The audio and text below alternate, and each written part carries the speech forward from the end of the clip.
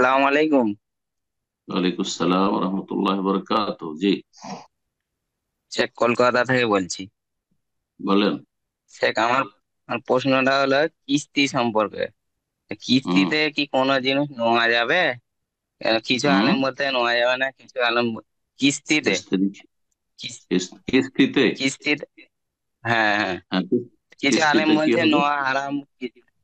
কোনো গাড়ি বা ফোন, ফ্রিজ, এইসব জিনিস কিছু আলেম বলছে যে নেওয়া যাবে না, হারাম। আলেম আর কিছু আলেমরা আলেম যখন বলছে ইখতিলাফ করেছে, শুনেন, আলেমদের যখন দুটো মত আছে আপনি জানছেন, যদি মনে করেন যে আমার এটা না করলেও চলবে, তাহলে করবেন না। বুঝছেন না? সৌদি আরবের অধিকাংশ ওলামারা কিস্তিতে গাড়ি নেওয়া জায়েজ বলেছেন, অল্প কিছু ওলামা না জায়েজ বলেছেন। আর কিছু ওলামা এই বিষয়ে চুপ থেকেছেন, নীরব, যে আমরা কোনো সিদ্ধান্ত দিতে পারছি না। এটা হচ্ছে হায়াত কেবারিল ওলামা, বড় ওলামাদের যেখানে যে আপনার ইয়ে রয়েছে, আহ, প্রতিষ্ঠান রয়েছে, হায়াত কেবারিল ওলামা, সেখানকার ফতোয়া। সুতরাং কিস্তিতে যদি মনে করেন যে আমার জন্য গাড়ি একটা নেওয়া জরুরি, আর আমি ক্যাশ দিয়ে নিতে পারবো না, বা নিলে আমাকে ইনকাম ট্যাক্সের বোঝা বহন করতে হবে, এই জুলমের শিকার হইতে হবে অন্য দেশগুলোতে, তাহলে আপনি কিস্তিতে নিতে পারেন। আর যদি মনে করেন যে কিছু ওলামারা যেহেতু এটাকে নাজায়েজ বলেছেন আর আমি সন্দেহ যাব না, সুতরাং করবো না, তাহলে ভালো করেন না, তাই। জি। আসসালামু আলাইকুম রহমতুল্লাহি বারাকাতুহু। ওয়ালাইকুম আসসালাম রহমতুল্লাহ বরকাত। জি। সম্মানিত শেখ, আপনি কেমন আছেন? জি, আলহামদুলিল্লাহ। বলেন, কোথেকে বলছেন? কলকাতা থেকে, কি বাড়ি নাম? আমার মালদা জেলা। মালদা কোন জায়গা? মালদা মানিকচক। মাশাআল্লাহ, কি নাম? মাসুদ আলম। এমডি মাসুদ আলম। মাসুদ। মাসুদ আলম, মাশাআল্লাহ। বলেন, কোনো প্রশ্ন আছে? প্রশ্ন তো আছে স্যার, কিছু কথা বলছি তারপর আপনাকে প্রশ্ন করবো ইনশাআল্লাহ। না না, প্রশ্ন এখনো প্রশ্নের সময় তো, অনেকে লাইনে আছে। ওহো, ঠিক আছে স্যার। বলেন। আগে গেল গেল সপ্তাহ আপনি তো অসুস্থ ছিলাম, তো আল্লাহ রহমতে আলহামদুলিল্লাহ ফের পেয়েছি আপনাকে।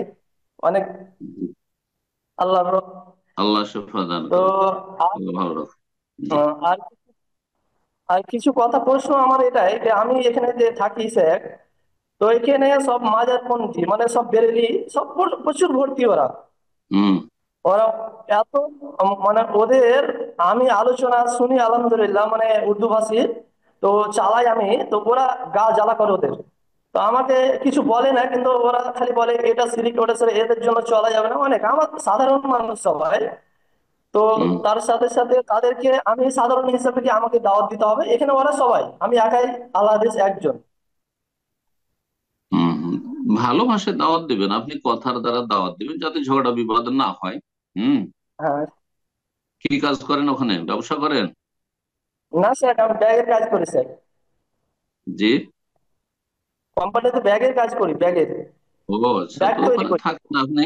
আপনি ভালো ভাষায় দাওয়াত দিতে থাকবেন, পজিটিভ। আর যদি কবুল করে আলহামদুলিল্লাহ, না কবুল করে তাদের ক্ষতি করলো তারা, কিন্তু আপনি ভালো ভাষায় দাওয়াত দিতে থাকবেন। বোঝা গেছে? আল্লাহ বলছেন খুযিল আফওয়া, মানুষকে ক্ষমা দৃষ্টিতে দেখো, ওয়া আমর বিল উরফে, ভালো কাজের উপদেশ দিতে থাকো, ওয়া আরিজ আনিল জাহিলিন, যদি তারা মূর্খামি করে, শিরকের উপর অনড়, বেদাতের উপর অনড়, আর তারপরে যদি খারাপ আচরণ করে, তাহলে তাদের থেকে এড়িয়ে চলো বা মুখ ফিরিয়ে না। জি।